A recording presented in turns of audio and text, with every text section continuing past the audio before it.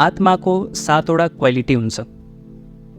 The first one is love, happiness, peace, bliss, purity, knowledge and power. हरेक आत्मासँग यो 7 वटा क्वालिटी छ। यदि हामी यो 7 वटा क्वालिटिजलाई युज गर्न सक्यौँ भने हाम्रो इनर विजडम हरेक समय जाग्छ। अनि यो इनर विजडम जसले जगायो भने एउटा सामान्य नरेन्द्र भन्ने मान्छे को बने? स्वामी विवेकानन्द बन्नुभयो। जसले आफ्नो इनर विजडम जगाउनु भयो उहाँ गौतम बुद्ध बन्नुभयो। सिम्पल सिद्धार्थ गौतमबाट महात्मा गौतम बुद्ध बन्नुभयो। Every action done by human being on this planet is to get this 7 thing.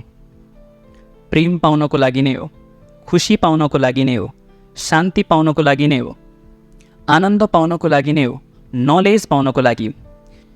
If there is something that every one is looking for, every relation that you are establishing, if there is one thing that you want to achieve in your life, the very bottom line is happiness and love.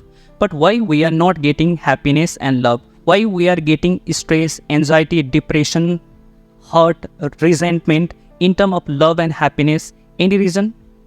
This is the lack of inner wisdom.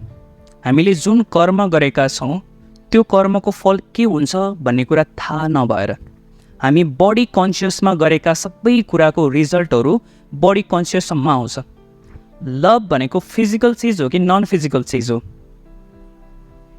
Non physical चिज।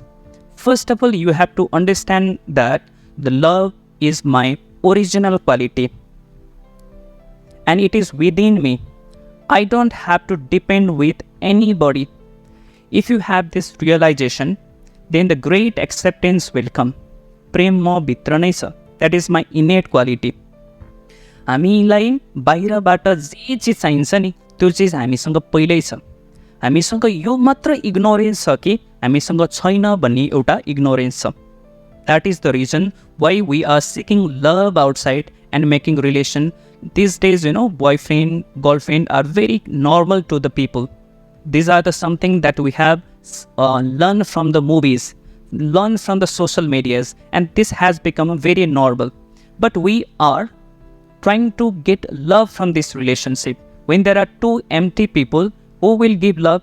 Just say two people are in a relation, A and B.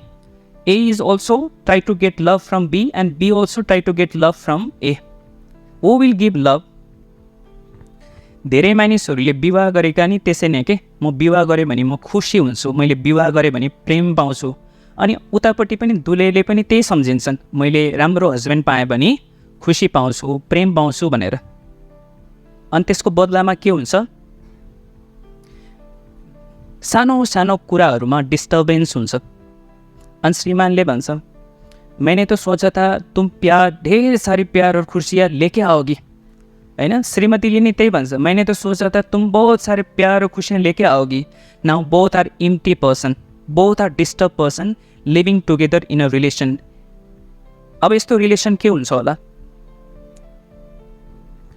अब यस्तो relation भनेको breakup हुन्छ।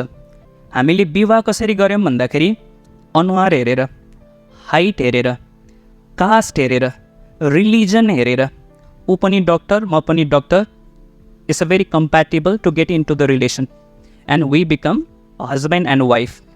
She is an engineer and I am also engineer. Now the status is compatible in the society and we form the relation and we get into the marriage. And we are trying to find love and happiness from that relation. Love and happiness is my inner quality. I have to create it. I have infatuation with someone. I like someone. I have attachment with someone and I love someone. These words are completely different. कसैसँग मोह हुनु, कसैलाई देखेर कोही मन पर्नु र म कसैलाई प्रेम गर्छु, यो बिल्कुलै फरक चिज हो।